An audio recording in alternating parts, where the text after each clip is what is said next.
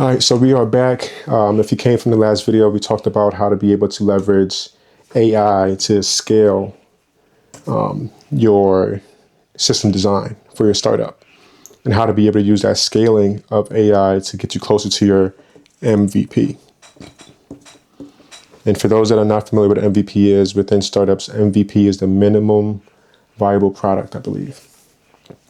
Now, this video, I want to be able to talk about how to be able to build quickly. Like I mentioned in the past, I sold my startup. It was a B2C startup and I sold it, team of one. I got it done within 2 months, both the front end, the back end, the design, the marketing. I did that all as a team of one.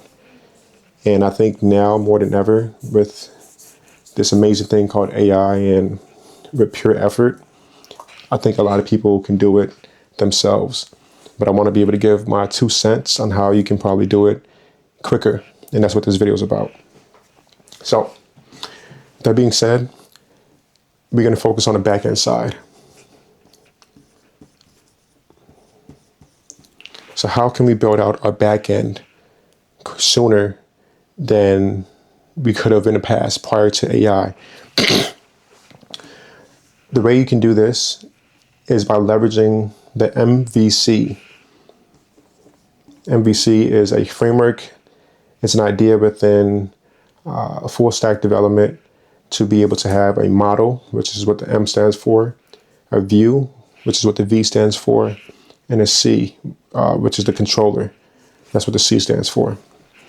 And the purpose is basically to be able to define the model. If you guys also seen the last video, model is also related to the data model. It's meant for you to be able to build out the view. We're not worrying about the view because we're not doing a full stack application off of ASP.NET. I might do Angular for the front end or React for the front end. I'll figure it out as we get closer to that. And then the controller is basically going to be the first point of entrance that your server, your backend, is going to receive from the client. Now, I'm going to talk about the MVC. I am not 100% confident with my explanation of it. Reason being is because I'm coming from a front end background, but I'm a full stack developer because I've learned it outside of work, built full stack applications, sold it, etc. So there might be some topics or things that I explain that doesn't really make sense. If you guys have any experience, make sure to correct me in the comment section. So with that being said, we talked about domains in the last video.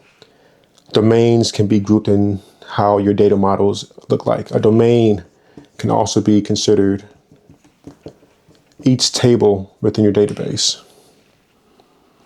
Okay? Within a database, you can have multiple tables. If this is an Amazon database, you might have a table called account, another table called order, and another table called, what did we call it last time? Catalog. And each one of these tables, account, order, catalog, are its own domain.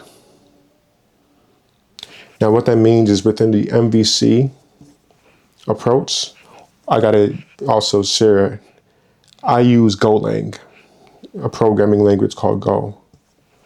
So rather than it being called MVC, within Go is considered MVH, replacing a C from controller to handler. So if anybody out there was a Golang programmer who was watching this, you will be more familiar with what I mean by that. And I'm only saying that because you might hear me throw some Golang terms throughout the video. So let's go back to this. We have our table. Each table can be considered a domain. Within your actual repository, within your actual backend repository to be specific, you have the MVC layout. You have the folder structure where you have a model. You have your, I'm gonna just call it handler because that's what I'm used to. You have your model, you have your handler, and then you have your view. And because this is not I'm not handling the UI on the backend side, rather than view, I'm gonna call this routes. Now let me call this repositories. Okay. A model is basically within the Golang world. A model is considered how the struct or the object of your table looks like. So within this folder, these are all folders within itself. You can have account, you're going to have your account for handler, and you're going to have your account for the repositories. You're going to have your order. We're talking about these over here. You're going to have your order for model. You're going to have your order for handler, and you're going to have your order for repositories. You're going to have your catalog for model. You're going to have your catalog for handler, and you're going to have your catalog for repositories. So what does this got to do with getting things done quickly? After you're done with your system design and you hit all three of the groups from the system design, if you remember those three groups, they are the data model, the requirements, and the API design. What you want to do is take that information and start to add your code. So the data model is going to be essentially what your table object looks like. That's going to be added per domain. So how to get things done quickly? If you have a sprint of a week, a 1 week sprint, that's very typical of startups. Rather than having 2 weeks to get anything done, you have 1 week to get it done instead.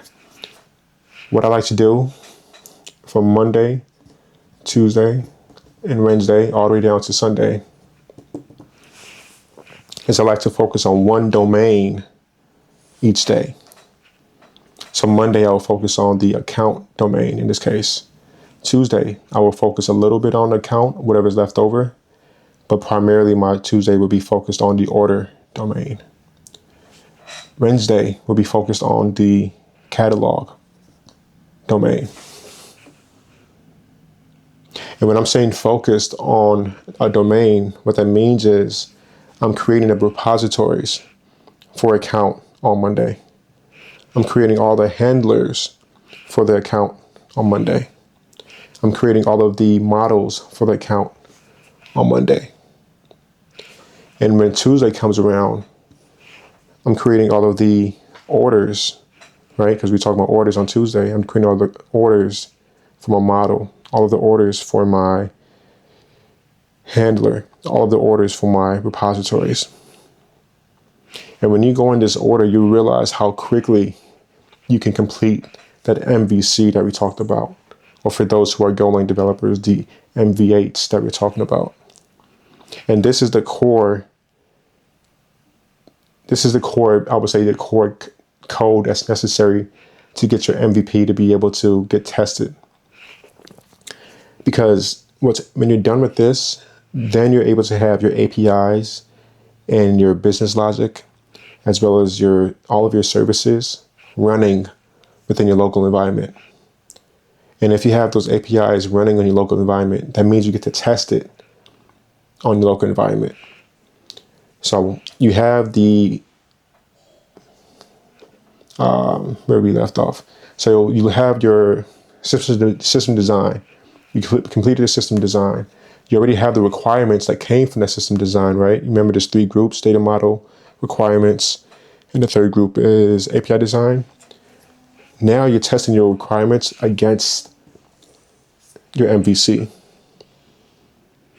Remember, if you have an account, let's say we're doing a to-do app, the user got to log in, that's a requirement. You're testing that requirement against the APIs that you created here in the MVC. And in order to get this done quickly, you really just want to have 2 hours blocked within a day, 2 to 3 hours, where you're focusing on one domain per day. And you'll be surprised how quickly you can get through this.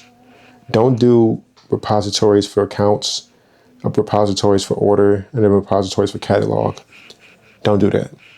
Because what happens is you kind of get confused by all of the different data models and all of the different structs that you need.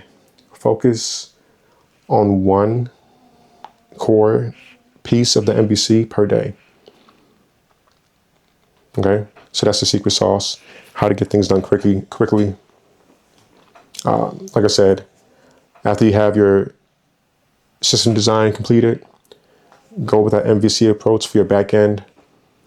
Introduce the MVC framework. You want to have a model, a handler, and a repository.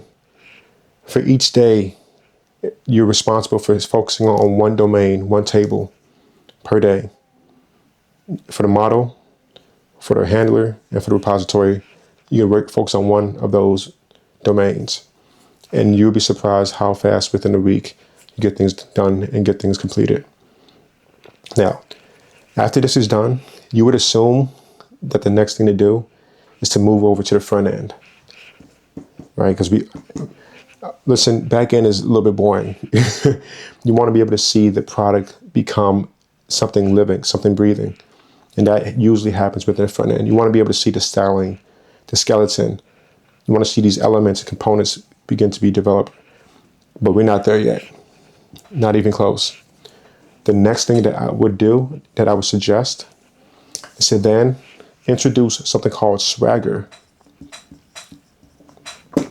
to your MVC. Introduce Swagger specifically to your controllers or your handlers. And what Swagger does is it allows you to be able to test those newly created endpoints on the fly. So as you introduce new code and you need to be able to test that API, that endpoint, Swagger allows you to do just that within your browser. No HTML, no CSS, no additional front-end code that's necessary to get that done. You do it all directly from utilizing Swagger within your backend repository. And that's going to be the next video. All right, that wasn't smooth. All right, folks, that's it. Make sure to add your comments down below in the comment section. I try to keep these short and simple. If I really wanted to, we can spend 30 minutes on these concepts and really break it down. But the goal is to keep you guys engaged and to keep you guys moving fast, because that's what it's about when you're building a startup. Want to learn more about Swagger and how to be able to test your APIs and why you want to test your APIs and what it can save? Click on the video somewhere around here. Peace.